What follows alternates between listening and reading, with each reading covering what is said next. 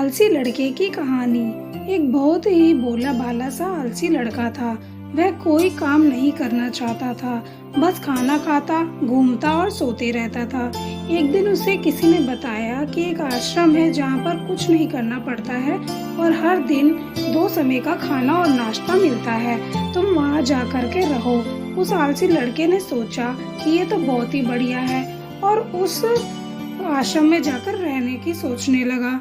और फिर वह भोला भाला आलसी लड़का अपना सारा सांसारिक जीवन छोड़कर उस आश्रम में जाकर रहने लगा। आश्रम में गुरुजी रहते थे। वह कुछ समय सबको प्रवचन देते हैं।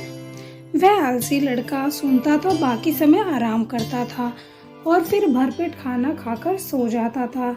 ऐसे ही उस लड़के का दिन गुजरता गया। एक दिन उस आश्रम में कुछ भी नहीं बना। नाश्ते के समय नाश्ता नहीं मिला। उसने सोचा नाश्ता नहीं मिला, भोजन तो मिलेगा। अब भोजन के समय भी उसे भोजन नहीं मिला।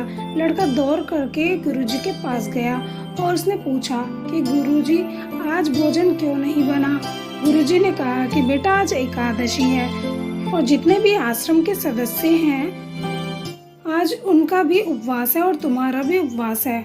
आज भोजन नहीं बनेगा। वह लड़का आलसी था और उसे भूख भी बहुत लगता था। उसने गुरुजी से बोला कि मैं उपवास नहीं रहूंगा, मुझे भूख लगी है, मैं खाना खाऊंगा।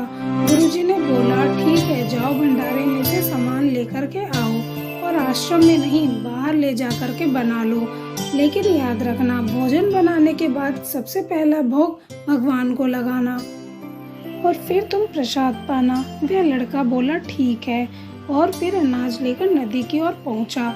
भोजन पकाने लगा, तैयार हुआ। उसके बाद कहने लगा कि भगवान श्री राम आइए, पधारिए, भोग लगाइए। अब जब उसे लगा कि भगवान तो आ नहीं रहे हैं तो फिर कहने लगा कि मुझे मालूम है आपको तो अच्छा खाना खाने की आदत है, मैं बना नहीं पाया और मुझे अच्छा भोजन बनाने भी नहीं आता, लेकिन जो भी रूखा सूखा बना है आकर खा लीजिए। भगवान श्री राम उसकी सरलता पर बहुत ही प्रसन्न हुए और उस लड़के को दर्शन दिए। उसने देखा कि भगवान श्री राम आए हुए हैं और उनके साथ सीता माता भी आई हुई है, लेकिन लड़के ने सिर्फ 2 लोगों के लिए खाना बनाया था, एक अपने लिए और दूसरा भगवान के लिए। और अब क्योंकि भगवान के साथ माता सीता भी आई हुई थी तो उसने उस भोजन को माता सीता और भगवान के सामने ग्रहण करने के लिए रख दिया। भगवान श्री राम और माता सीता ने भोजन किया और उसके बाद जब वह जाने लगे तो वह भोला सा आलसी लड़का बोला कि प्रभु आप आए, दर्शन दिए, बहुत अच्छा लगा। मुझे खाने को कुछ नहीं मिला, लेकिन कोई बात नहीं, लेकिन आपसे एक विनती है कि अगली बार जब आप आएंगे तो कितने लोग आएंगे ये बता दीजिए ताकि मैं उतने लोगों के लिए भोजन बनाकर रख सकूं। भगवान श्री राम मन ही मन मुस्कुराए और फिर अंतर्ज्ञान हो गए। लड़का आश्रम गया, दिन बीतता गया और फिर एक दिन एकादशी आया और इस बार उसने 3-4 लोगों के लिए अनाज लेकर के खाना बनाने के लिए नदी के किनारे पहुंचा और उसने बड़ी प्रसन्नता से भोजन बनाया और इंतजार करने लगा कि प्रभु आइए और भोग लगाइए। इस बार लड़का देखता है कि भगवान श्री राम पूरा राम दरबार लेकर आए हैं, जैसे माता सीता, लक्ष्मण, भरत, हनुमान जी और सभी लोग आए हैं। लड़के ने 3-4 लोगों का भोजन बनाया था और इस बार भी भोजन कम पड़ गया। लड़के ने निराश होकर भोजन को प्रभु के आगे रख दिया। उन्होंने भोजन किया और फिर चले गए और इस बार भी लड़का फिर से भूखा रह गया। अब लड़का फिर आश्रम गया, दिन बीतता गया और फिर एक दिन एकादशी का दिन आया और इस बार गुरुजी से कहने लगा कि गुरुजी मुझे इस बार थोड़ा ज़्यादा राशन चाहिए।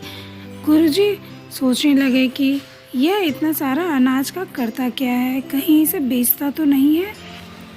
फिर उन्होंने कहा कि ठीक है, भूख से परेशान रहता है। लड़के ने कहा कि नहीं गुरुजी, मैं भूख से परेशान नहीं रहता हूँ, प्रभु के साथ बहुत लोग आते हैं, उनको भी तो भोजन कराना पड़ता है। गुरुजी को लगा कि ये लड़का पागल हो गया है, लेकिन गुरुजी ने सोचा कि चलो एक बार चलकर देखते हैं कि लड़का इस अनाज का करता क्या है। यह भोला सा लड़का अनाज ले करके नदी के किनारे पहुंचा और इस बार भोजन बनाया नहीं। उसने सोचा कि प्रभु हर बार ज़्यादा लोगों को लेके आते हैं, इस बार वह जितने भी आएंगे खुद बना करके भोग लगा लेंगे। और फिर प्रेम से प्रभु को बुलाने लगा। गुरुजी यह सब छुपकर देख रहे थे कि ये भोजन तो बनाया नहीं और प्रभु को बुला रहा है। लेकिन लड़के ने देखा कि इस बार प्रभु के साथ बहुत से लोग आए हुए हैं, तो उसने प्रभु के सामने हाथ जोड़ के कहा कि प्रभु माफ़ करना, आप बहुत सारे लोग आते हो, मुझे सबके प्राण पता नहीं होती है और मेरी हिम्मत भी नहीं होती है कि इतने सारे लोगों के लिए भोजन बना पाऊँ। आप स्वयं आइए, बनाइए, खाइए और भोग लगाइए। प्रभु मुस्कुराते और अपने साथ आए सभी लोगों के साथ मिल करके भोजन बनाते हैं। गुरुजी ये सब छुपकर देखते हैं और फिर लड़के के पास आकर के कहते हैं कि तुम ये क्या कर रहे हो। लड़का कहता है कि गुरुजी आपको दिख नहीं रहा है क्या कि भगवान श्री राम पधार चुके हैं, माँ सीता आई हुई है, भगवान जी आए हैं और भी सभी लोग आए हुए हैं, भोजन बन रहे हैं। गुरुजी ने बोला कि पागल हो गया है, मुझे तो कोई दिख नहीं रहा है। लड़का गुस्सा हो गया और बोला प्रभु आप ये क्या कर रहे हो, एक तो मुझे भूखा रखा है और गुरुजी को दर्शन नहीं दे रहे हो, जो मुझे पागल समझ रहे हैं, कृपा करके गुरुजी को जाओ। भगवान बोले नहीं, मैं इन्हें नहीं दिख सकता। लड़का बोला क्यों नहीं दिख सकते, मेरे गुरुजी तो बहुत महान हैं, बहुत बड़े ज्ञानी और ज्ञाता हैं। भगवान बोले हाँ, ज्ञानी और ज्ञाता होंगे लेकिन तुम्हारी तरह सरल नहीं है, जो सरलता तुम में है वो तुम्हारे गुरुजी में नहीं है। लड़के ने यह बात गुरुजी से कह दी कि भगवान श्री राम कह रहे हैं कि आप में सरलता नहीं है, आप मेरी तरह सरल नहीं हैं, इसलिए आपको नहीं दिख रहे हैं। गुरुजी की आंखें नम हो गई और रोने लगे और बोले कि बिल्कुल सही कहा, मेरे अंदर तुम्हारे जितना सरलता नहीं है, और फिर माफ़ी मांगने लगे। फिर भगवान ने गुरुजी को भी दर्शन दिए। ये कहानी हमें सिखाती है कि जीवन में सरलता सबसे आवश्यक है। जितने सरल बने रहोगे उतना जीवन में आगे बढ़ते चले जाएंगे। जब आप सरल होते हैं तो आप खुद भी मुस्कुराते हैं और दूसरों के भी मुस्कुराने की वजह बनते हैं। फ्रेंड्स, अगर आपको मेरी ये कहानी अच्छी लगी हो तो लाइक, शेयर, सब्सक्राइब करें ताकि मैं आपके लिए नेक्स्ट वीडियो जल्दी ला सकूं।